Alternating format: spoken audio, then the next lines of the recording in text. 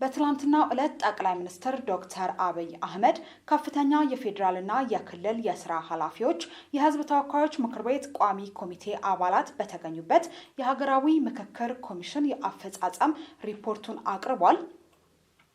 ኮሚሽኑ እስካሁን ያከናወናቸውን አበይት ተግባራት፣ የገጠሙትን ተግዳሮቶችና ለተግዳሮቶቹ የሰጣቸውን መፍትሄዎች ያቀረበ ሲሆን ወደፊትም የሀገራዊ ምክክር ሂደቱን በታሰበው ልክ ለማስኬድ ከተለያዩ ባለድርሻ አካላት የሚጠበቁ ሚናዎችንም አስቀምጧል።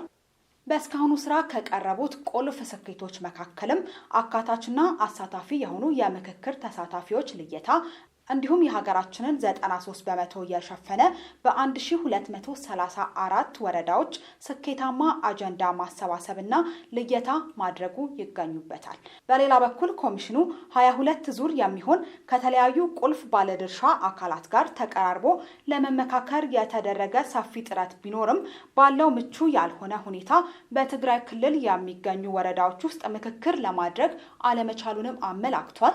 ለዚህ ተግዳሮት ምላሽ ለመስጠትም ኮሚሽኑ ከመላው የትግራይ ክልል የተውጣጡ ባለድርሻ አካላትንና በተለያዩ የሀገራችን ክፍሎች የሚገኙ የትግራይ ክልል ተወላጆችን በማካተት በአዲስ አበባ ከተማ በማሰባሰብ የአጀንዳ ማሰባሰብ ልየታ ማድረጉን የገለጸው።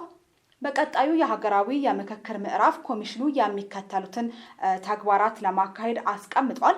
ያስቀመጣቸው ነጥቦችም የፖለቲካ ተዋንያንን ተሳትፎ ማጠናከር፣ የሀገራዊ ምክክር አጀንዳዎችን መቅረጽ፣ የሀገራዊ ምክክር ጉባኤ ማካሄድ፣ በሀገር ደረጃ ስምምነት ላይ የተደረሰባቸውን ውጤቶችና ምክረ ሀሳቦች ተፈጻሚነት ማመቻቸት የሚሉት የኮሚሽኑ ቀጣይ ስራዎች ውስጥ ይገኙበታል።